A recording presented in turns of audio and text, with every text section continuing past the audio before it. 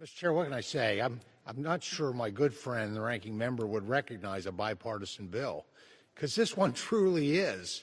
This was not written in Washington. This was written traveling the country, Republicans and Democrats, 43 different states, one territory, over close to 160 different listening sessions. We did it in a tripartisan way, Republicans and Democrats. We invited Republicans and Democrats in those given states where we were visiting who were not on the committee. And certainly the tripartisanship was the farmers, the ranchers, the folks of rural America, the people from nutrition organizations, people involved in conservation and wildlife, that all came out to help write this bill. The base bill, when it was in committee, it had 40 provisions in there that was just led by Democrats. I didn't put them in there to gain votes, obviously. It was there because they were good provisions. It contributed to a great product. 140 provisions that were completely bipartisan, at least one Republican and one Democrat, probably more of both, on those provisions. As you heard in the amendment process in committee, we had 100 amendments that were debated, and quite frankly, what was accepted was really about 50-50. It was equal. So, you know, I'm not, there must be a definition of bipartisanship I'm just not aware of. This is, and I hear a lot of discussions here tonight about things that are not in the bill, not in our jurisdiction.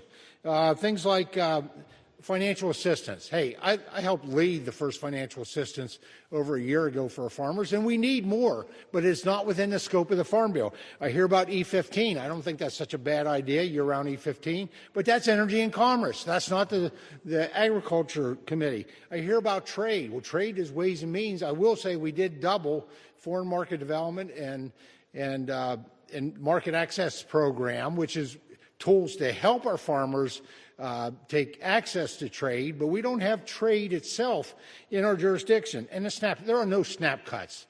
The amount of money that families get is the same as what they got under the Biden administration. Now, we increased accountability. If you're here illegally, you're not eligible, because this is something that's really meant for citizens. And we've done enhancements to the SNAP program.